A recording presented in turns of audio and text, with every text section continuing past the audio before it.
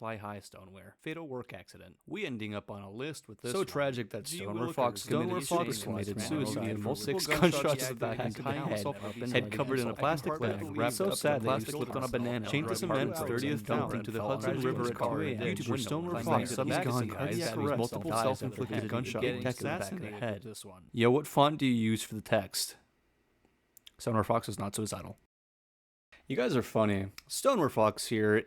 It's been a couple months again. Now, I'm happy to say that I haven't been targeted by the feds just yet, but I figured I could test my luck again today. So I want to talk about one of the most unsavory subjects on mass surveillance that I've come across recently. I'm talking about room 641A, a room with secrets so important that its door has neither a lock nor a handle.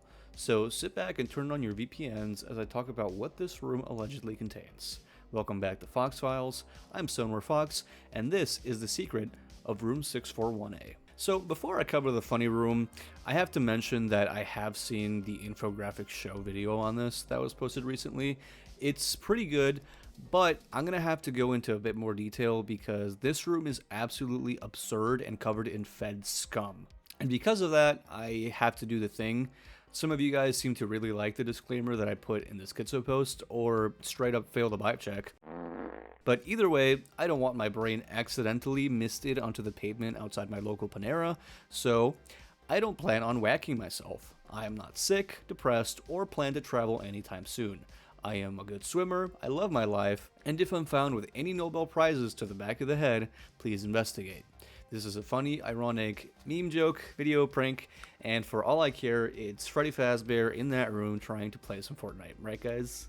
Anyway, on to the actual content. Room 641A is a highly secure room located in the SBC Communications building at 611 Folsom Street in San Francisco, California. For context, SBC is a company that was under at&t but then bought at&t itself in 2005. So for simplicity, the building is owned by at&t. The building began operating in 2003 and to this day is still owned by the company. Now the building is quite unassuming. As you can see here, I'm going to put some footage of me playing around on Google Maps, and since its primary purpose is managing communications, that's pretty understandable. It's inside what's sus. Now from this image that we have of the 641A door, it has no handle or keyhole and appears to have 4 metal components attached to it, which I can only assume is for the opening mechanism. Or I guess if the room has an alternate entrance, these are just bolting it shut permanently. Apparently, you also need all sorts of biometrics to even open this thing, and it's also made of blast-proof materials, just in case. The existence of the room was revealed in 2006 by Mark Klein, a retired at&t technician who had worked for the company since 1981. The room itself is referred to by the company as the SG3 Secure Room, with SG3 standing for Study Group 3. No idea what that means, but at least it's not named the Snake Pit or something stupid like that, like Carnivore was. But what's actually inside the door, right? If you've been following along, it's allegedly a site of mass surveillance. What we basically have behind the door is, and this is according to the Wikipedia article for this, is tons of computer hardware, including what the article calls the Neris STA6400. I did some digging around and found out that Neris was a company founded in 1997, which later became a subsidiary of Boeing in 2010, that's always nice, and then later was sold to Symantec in 2015. This wouldn't be as interesting until I dug around some more and found out that in 2004, the company appointed someone named William Cromwell as its director. And this one's real cute because William Cromwell just so happens to be the former deputy director of the NSA who served from 1994 to 1997. Yeah. Anyway, if you haven't guessed it already, the nearest thing inside this room is an internet traffic monitor like the ones I covered in the Schizo post. Not surprising at all given their CEO's history. I mean, at this point, why not hand every major tech company to the feds, right? But yeah, this Neris device here is basically able to monitor any and all internet data going through the building. This also includes calling data that goes through because at&t is a phone company. This is convenient because it's a giant router for pretty much every at&t traffic in the area, right? And no matter what the range of this thing is, The amount of internet traffic this thing receives is absolutely stupid. And what makes it more stupid is its true purpose. The room in this building is collecting info, but all internet companies collect info. As you might have guessed, 641A is specifically built to skim and send information straight to the NSA. And how do we know this? Because it's not the only one. This random gray building in San Francisco is really just the beginning. Because according to Mark Klein himself, there are definitely...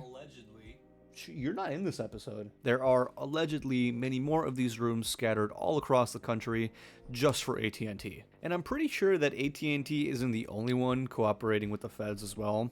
Like, according to the FTC, 98% of just mobile users use one of these companies right here, all of which are allegedly required to file reports or answers in writing to specific questions about their business practices, which is just vague enough to suggest that these companies are cooperating with the feds when they ask for user data.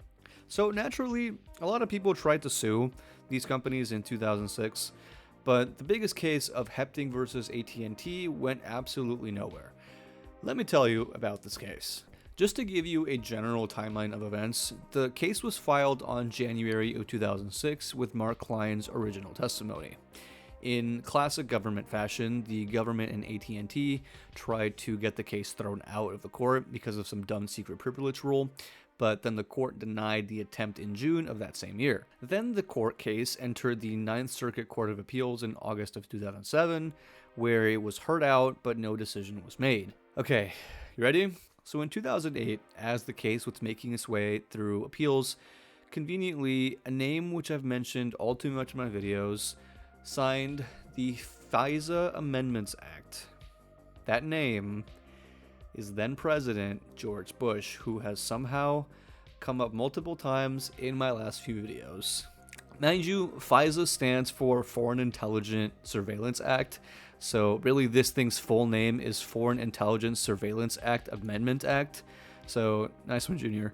Anyway, FISA 2, as I'm going to call it, pretty much made at&t and the government retroactively immune from scrutiny when it comes to internet companies sending feds our data.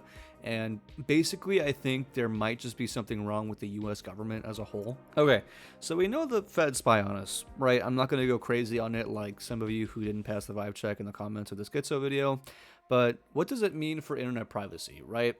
If you live in the US and have any of these ISPs for your phone and home internet, there's pretty much no way that you can avoid all of your data being stolen and collected and sent to the government. Even if you live outside the US, chances are your data is still being collected because land of the free, I guess. There's really no way around it, right?